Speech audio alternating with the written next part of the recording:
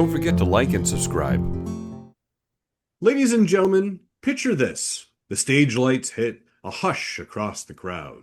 And then a voice from the Rust Belt rises up, guitar in hand, weaving tales that hit your heart and rattle your soul.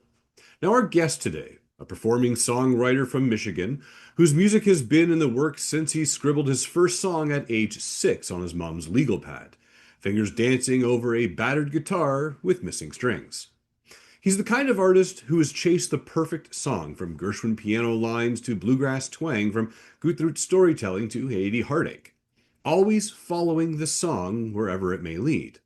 He has crisscrossed Michigan and Ontario with his band and solo act, touring lounges, distilleries, festivals, and stages, thanks to his connective stage presence and songs that turn strangers into friends with every chord. Now, in 2024, Johnny and his trio rocked 75 plus shows, and his new EP, Someplace Called Free, captures themes of yearning, healing, and open roads. And now in 2025 brings more greatness, a heartfelt anthem called Flowers Do, written in tribute to his late sister and all those fighting cancer, with proceeds and a hashtag campaign to honor their stories. Hashtag Your Cancer Story. Now on Apple Music and beyond, Johnny's tracks like You Know the Tune, Happy is a Place, Our Father is the One, and his latest single, Rubber Meets the Road, show an artist who's only getting better, deeper, and bolder. He's traveled from opening for Eddie Money on a 25,000 plus crowd stage to performing for loyal fans reciting words he scribbled on a paper receipt beside a Michigan lakeshore road. Because connection is in the authenticity, not the size of the venue. Johnny is a nomadic homebody, a wanderer grounded by faith and family, and a belief that music is not the business of ego, but the empathy of evolution. So get ready, because today on Coffee with Chris, we're welcoming a song chaser, a storyteller, and a heartstring tugger. Please rise, or at least, lean in close, as we're about to introduce the raw, the real, and the relentless Johnny Guest. Johnny, thank you so much for your time and welcome to the show. Thanks so much for having me. What an introduction, man. Wow. Well, I want to dive in this with you here, and I Sure. really appreciate your time. I know we've been trying to connect for a bit here. It's that, Yeah. what made you fall in love with music? Age 6, you picked up the pen, you picked up the legal pad. What happened? hmm Why didn't little Johnny want to be a soccer player, or football, an astronaut? Well, I tried all that stuff except through the astronaut part. I tried all that stuff and, it was all right. But I don't know. There was just these song ideas and music all the time. Music is always in our house. My parents were huge country music fans by and large, but I grew up listening to 50s and 60s rock and roll, and then my siblings were more like 70s, 80s rock and roll. Um, and all that old country stuff, man. That was sitting around a bonfire with my siblings singing along and stuff. And I was 10 years younger than all of them. So their music had a huge impact on me. I was a little sponge musically. Like, you remember Casey Kasem? Yeah. Okay, his countdown every Sunday was, man, that was my church. I was absorbing every song, and to the point where I remember being, I was probably 7 years old, and I'd be singing along, and I'd just turn the radio off and keep singing, and then turn it back on, and I'd be right on beat. And I was like, oh, that's interesting. I don't know if other people could do that or not, but I could. And it made me think that it was possible to create music, you know. So I don't know, 10 years old rolled around, and I took lessons like between school years when I was 9 years old. And then I didn't practice really all that much, you know. I could always, like, the teacher would be fine. Okay, that sounds good. Let's move on. But I didn't practice. And so when I hit 10 and the school year let out, my mom needed me to do something productive with my time. I wound up back doing lessons, and then I just never stopped. And then I applied myself. I started practicing. And then by the time I was 12, I had my first band going, and it was terrible, right? I mean, it was an awful sounding ruckus coming from my drummer's basement. His poor mother. I don't know. And the one cool thing about having a drummer for a kid is you always know where they are. Because if they're in the basement making noise, they're not running the roads and doing whatever. So that's the good thing about having 100 decibel ruckus going on in the basement all the time. Anyway, music really lit a fire for me. I saw it as a way to bring joy to people's hearts. That's what I observed as a young kid, and um, having family sit around in the living room or the campfire or whatever it was, singing old Beach Boy songs or what have you. Just it was joyful, and man, I just loved that. And as an adult, I look at it like I'm not there to serve myself. I'm there to serve others in a way. So we connect through music and getting away from all of the drama and the BS that goes along with a modern life. And sometimes we just need a little break and a reminder of all the good things that we should be celebrating as we go through life. So when you were 12 years old, you started your first band, you're with your drummer buddy there, and you said, it was an absolute amazing how you weren't picked up right away. Yeah. What was the first song that you and your band put out there? Mm. Um. Well, I mean, I probably wrote for every song I've ever put out. I've probably written 90 songs. It's been prolific, but I'm really shy on what I produce and put out there. Um, Early on, my taste ran to more progressive rock and interesting arrangements, and every song had three movements to it.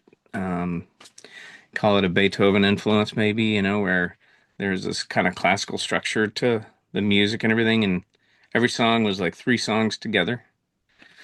Um, and so there'd be different moods and things to travel through to get to the end. And so musically, it was a lot more diverse than what my tastes are now.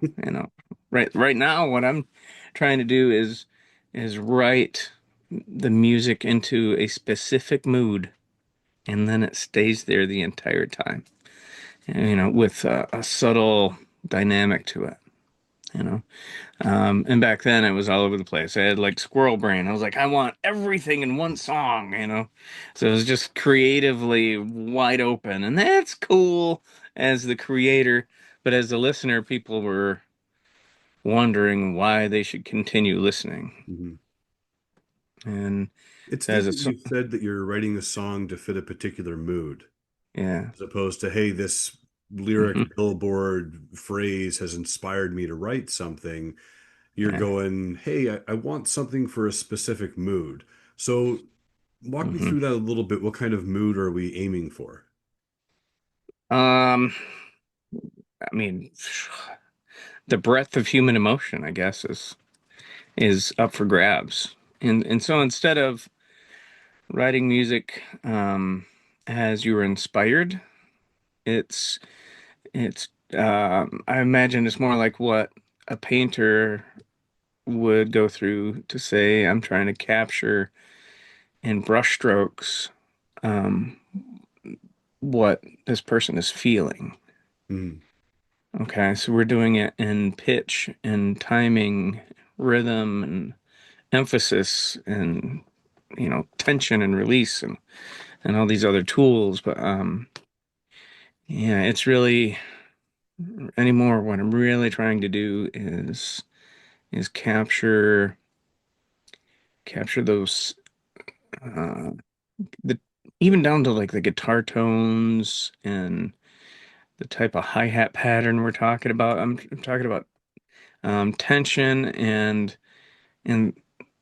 being I got this thing, all right. I love cars. I grew up working on cars with my dad.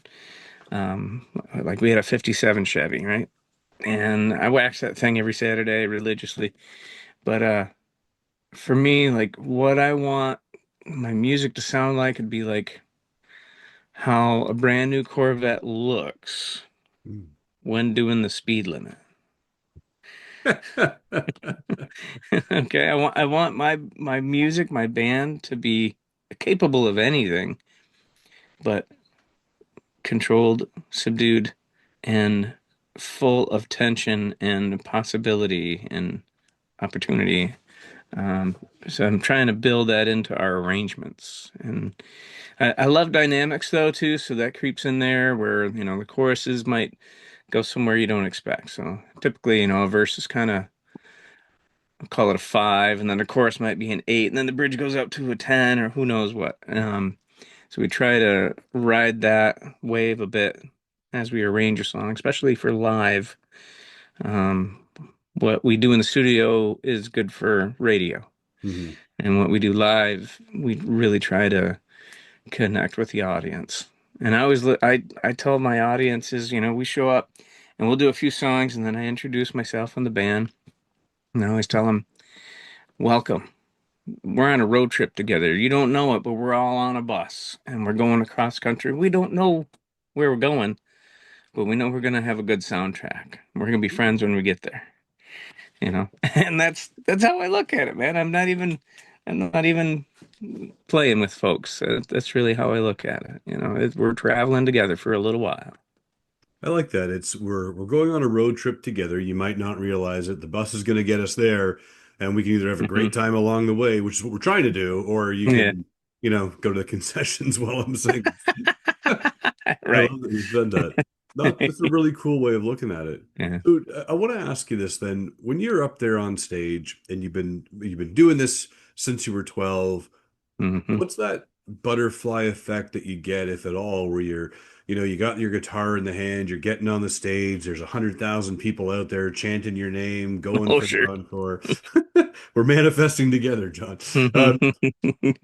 Well, what would you share with everyone out there that says, hey, even as a seasoned or experienced individual, this Hmm. is still something that I get nervous about getting on that stage? Mm.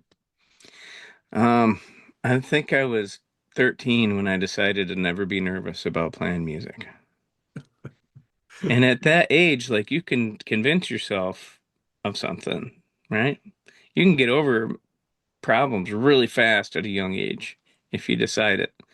And I did, and it was because of the joy that music brings me, and all I want to do is share that. That's all I Mhm. want to do. And so the getting nervous part, rarely, if ever, happens. Believe it or not, I've played at funerals, play like a one song thing at a funeral, and it is the highest stakes in my mind because you're um, this isn't often, but as an example, I was asked to play for the funeral of a guy who passed away before he was 40, and he had a very troubled life, and he overcame it. And then it was a drunk driver that took him out. Jeez. And his whole family like had been right on that roller coaster with him every step of the way, and they were just grieving so hard, and they wanted a song played at his funeral, not over speakers, but by a human, right? And it was the song "Roll Me Away" by Bob Seger. It was this gentleman's favorite song, and it's one of mine too. And so, they didn't tell me all the backstory. I just knew I was going to be playing in a church at a funeral. I was worrying about the technical specifications and blah blah blah, all this stuff, getting the song arranged for one guitar, things like that. And then I heard all the backstory afterwards. And then I started to get emotional and understand how important that was to them for this family to start their healing process. And I tell you what, like how much beer we sell on a night has no comparison to the healing of a grieving family. You know what I mean? So, Mhm. so when he asked me like, "What do you get nervous about?" I'm like, I really don't. Like a professional musician, we sort out all the details to worry about. Hardly ever have anything go wrong because we've done all the homework. We've worked out all the gear things and all the tech stuff, and so there's you know you wind up having pretty good problem solving skills. And for me, I solve the problem, move on, and try not to get all bent out of shape about it. But as far as my performance goes, um, I've learned a lot about myself in the last few years, health wise, and it helps me be really calm the day of. A little bit of caffeine, and I'm ready to go. So when we look at, I'm going to go to the nerves and anxiety that you seem to absolutely just squash down, and things are going to Mhm. happen that are under your control. What do you feel is something that still surprises yourself? Like, for example, you were talking about having this, that song at that funeral and the Mhm. emotion when it came through. Do you ever find yourself or even your band that here's still that one more surprise you didn't think was going to happen, or one more moment that you're like, oh, wait a minute? Mm-hmm. Oh yeah, we live for the surprising moments. So there's um for my shows, and I don't know how everybody does it, but this is how we approach it is we prepare the songs, we might rearrange a song on occasion, but in the moment, and my guys, my band are so good that they will follow me off a cliff. If I want to change the arrangement on a fly, I know they got me. And we might be off the cliff and we're packing the parachute on the way down, but they got me. And so if it's interaction with the audience or whatever it might be, I can spontaneously grab my mic stand and walk 30 yards over here and sing to a table full of old ladies, and they just love it, and I'm loving it, and we're just having a great time. But I'm not on stage to kick my pedals on, and I know my bass player is going to come over and smack them on time for me. Um, it's those moments that we really cherish. And what we really focus on is giving that night back to the audience. It's really not about us. It's about their experience. And if we can create unforgettable moments for them, then they're going to be our friends for a long time. We want to see them again. So I really focus on the audience. I want them to have a great time, and usually it's a free show, and they get all their money's worth, and they'll come back and have a good time with us again. So I want to ask you this question, and I mean, you're up there, you have this wonderful band and supportive team behind you to help support. When you get together, what's the warm-up song to get into the mood? Do you ever find yourself Mm. playing somebody else's song as a band to say, "Hey, now we're pumped up, we're ready," or do you just do your own? What's funny is we have this habit of, and again, this is my creative nature. We do an in-ears check, and then we'll do a front of house check. So when we do the in-ears check, we've plugged everything in, everything's functioning, and then we're gonna start jamming a little bit to make sure our ear mix is comfortable for everybody. Well, that's my chance to come up and just on the fly come up with a musical riff to have everybody get in the right mood. And what it does is like I'll build the beat right into my strumming. Right? Drummer picks up on it. Ben, he's all ears. He's like, "Oh, I got you." And then he start grooving. Then here comes Rick on the bass, and he's coming up with some cool bass line, and we settle into this groove. And then I'll solo a little bit, and then I'll push it to a new chord. We go there, and then we're on the fly listening to each other and then building this little musical construction on the fly. And that gets us in the mood to, as we go through these songs we play all the time, to be ready, creatively ready for whatever I might want to throw at them. So it's usually, it's not necessarily somebody else's song. It's usually just on the fly creation that could turn into a song. If we ever went in the barn and remembered what we played, we could, definitely write a song around it. But yeah, it's really fun. It's a great dynamic, and man, I'm super thankful to have what we have going on. And when you talk about that musical construction, Mm. you led me right to this question: are you hitting record? Like you get up there, You know what, guys? We're on stage. We're performing in like 30 minutes. We're doing all Yeah, these checks. Let's record this musical construction and see what happens.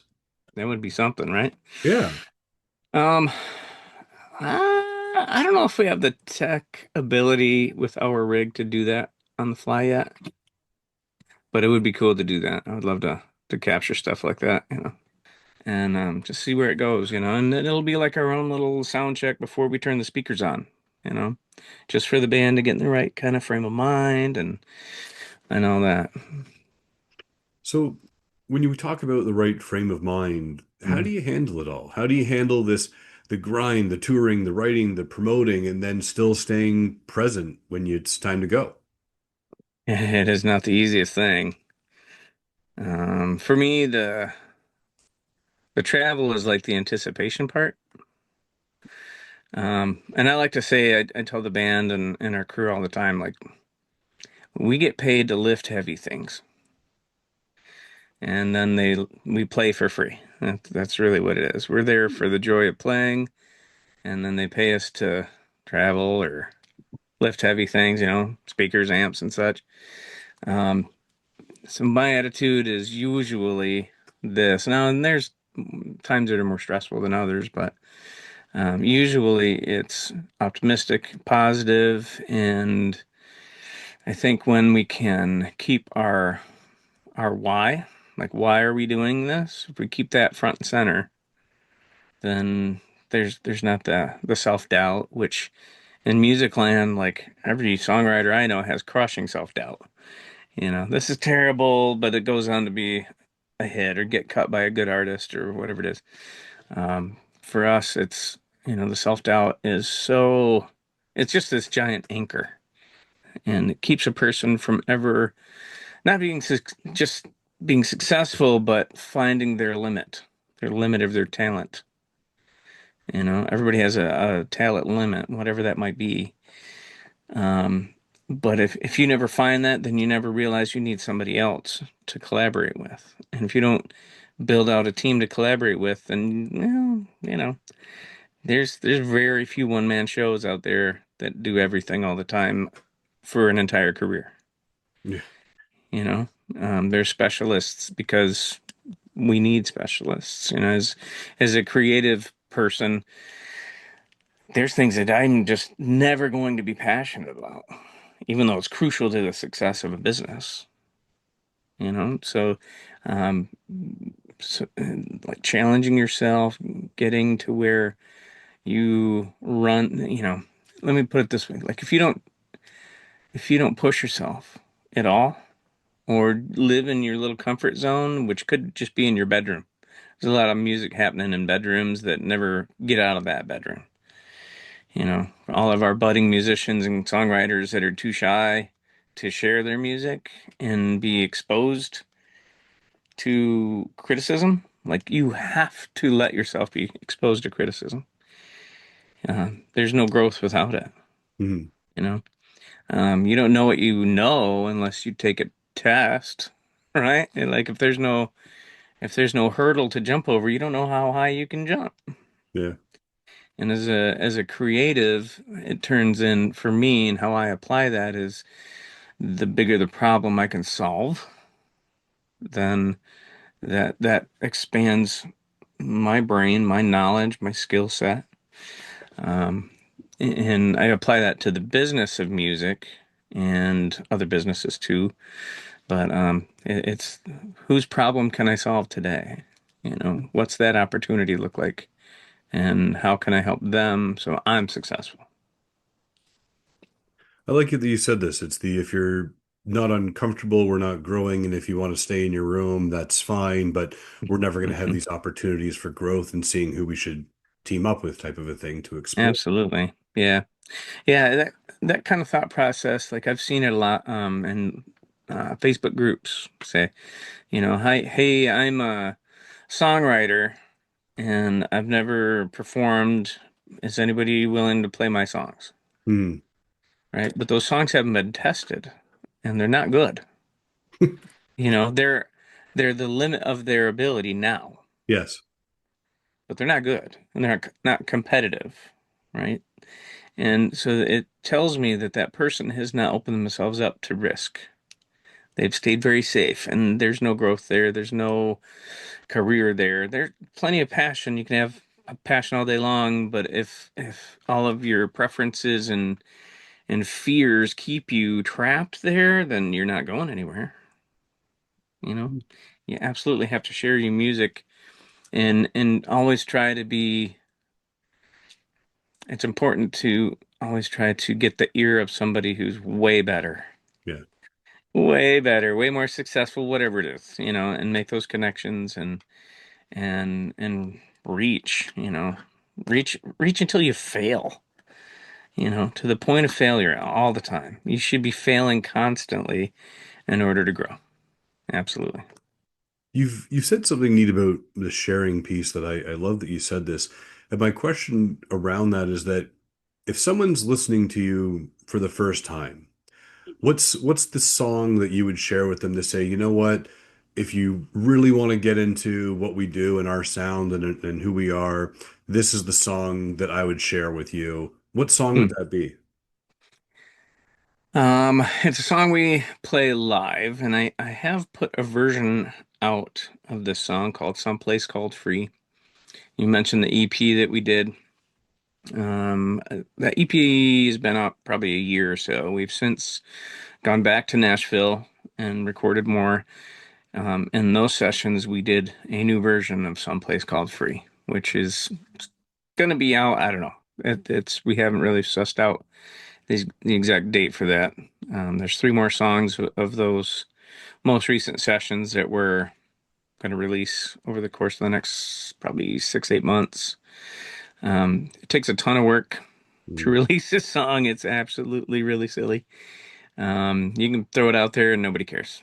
You know, there's no reason for anybody to need a new song from anyone. So it's the promotion side that is costly and time consuming, and it's not all that fun because we're creatives and we just want to play with our toys. That's all we want to do. And emailing radio stations across the country it doesn't light up anybody. You know. So yeah, but someplace called Free um, right now in our live arsenal of songs. That one we're also passionate about. Um, I wrote that song sitting at my sister's kitchen table in Ventura, California in 2015. It was my first vacation in, I don't know, 9 years of working continuously. Borrowed a motorcycle when I was out there, and we rode canyons and coastline from LA up to Ojai, up into the mountains. And man, it was so good for my soul. And I think day two, I was sitting there and had some time to kill, and I was sitting at this table, and of course, being from Michigan, like, we're under a blanket of snow 9 months out of the year, seems like. So the only things that survive those winters are pine trees, and I'm pretty much falling out of love with pine trees. I don't know about you, but they make me sneeze and then fall on your house, and they're hateful little creatures. But anyway, so I'm sitting there at this table, and it's a glorious 80 degrees in California, and so the sliding doors are wide open because there was no bugs, and it happened to be February. I don't know if you've ever been in a February where it's 80 degrees and sunny, but it's California for you. But sitting there and I'm looking out the window and I see this plant and I could not identify it. I didn't know what it was. The climate is so much warmer there that I was looking at what's called a bird of paradise. Can you picture that in your head? Bird of paradise? It's a plant. It's not a bird. I don't know who names these things, but it looks kind of like the head of a bird. Anyway, but I had never seen one in person, only in like pictures.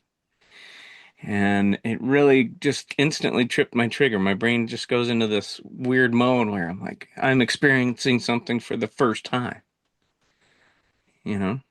And so I was immediately in this creative zone. And so I started writing the lyrics of this song, Someplace Called Free. And the first lines are, the daily is grinding on my mind, making dust that settles on my soul. And it's starting to dull the shine, and it's got me dreaming of the open road. And therein lies like the heart and soul of every song that comes out of me is, so that's like pure Johnny Guest right there. It doesn't get any more pure than that.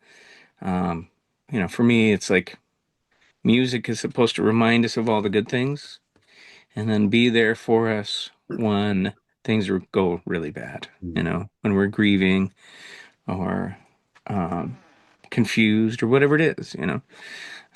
So it's there for us when we want to celebrate, but there's sad stuff out there too in order to help us remember that somebody else has gone through what we're going through, Yeah. you know. Anyway, so yeah, Someplace Called Free is probably the quintessential song for us in our live repertoire right now. And I just love the arrangement of it. It's very dynamic and it helps me be more of a storyteller. Um, some songs just need to be delivered as is, cover songs or some of our own songs. We just play them as is because it lends towards the song. But this particular song lends itself towards an arrangement that helps it breathe and helps the listener kind of transition between different moods as we move around dynamically. It's pretty fun, man. No, I appreciate you sharing that with us. And it's Yeah. someplace for you. Everyone's going to get out there and listen to it for sure now, especially when they're wondering, who is Johnny Guest? What's his sound? This is going to be great. And Johnny, where can people learn more about you, your band, your work? JohnnyGuestMusic.com is kind of the home base, and I'm most active on Facebook, actually. Johnny Guest Music on Facebook. That's where a bulk of my friends hang out, and I try to have a presence on all of the major platforms, but it seems like Facebook is the most connective. Hmm. And Johnny, when you wake up in the morning, what kind of coffee do you usually gravitate towards? um, you're in Ontario, is that right? Or am I I mistaken? am, yeah. Okay. We have So Folgers. you have Folgers? Well, I'm a huge Tim Hortons fan. Nice. And yeah, he was a Canadian hockey player. So every coffee mug that I get at the store's got a maple leaf on it. Well, that's good. And Johnny, I have Yeah, time for one last question for you today, and I really appreciate you being here. This has been an absolute pleasure. sure. What makes Johnny smile? Shoo. Uh, there's a lot. There's a lot of things that I'm thankful for. I've got an amazing marriage, relationship that I've carefully cultivated. Um, and being married is really difficult for tons of reasons, and I couldn't be more blessed in that area. My kids make me smile. They're all adults now and heading towards having kids of their own, which is really fun. Really fun. Man, I love seeing it. Love seeing them do good. Um, yeah, there's all kinds of fun things that are going on, and really, I anybody who disagrees, I would challenge them. I'm like, if you don't find something to smile about every day, then you're probably the problem. It's really neat that you've said that where I could be more blessed and there's always something to smile about. I think you're gonna go home tonight or this weekend and you're gonna say those are two lyrics that you can't shake, and we're gonna have a new Johnny Guest song by the end of the month of always something to smile about, and I could be more blessed. I'm telling you, Hmm. it's gonna be sticked with you now. I love it. I love it. I'm gonna email myself right now. Oh, this is fantastic. As I said, it was the last question I had for you today. I really appreciate you being here. I'm happy we got the chance to connect.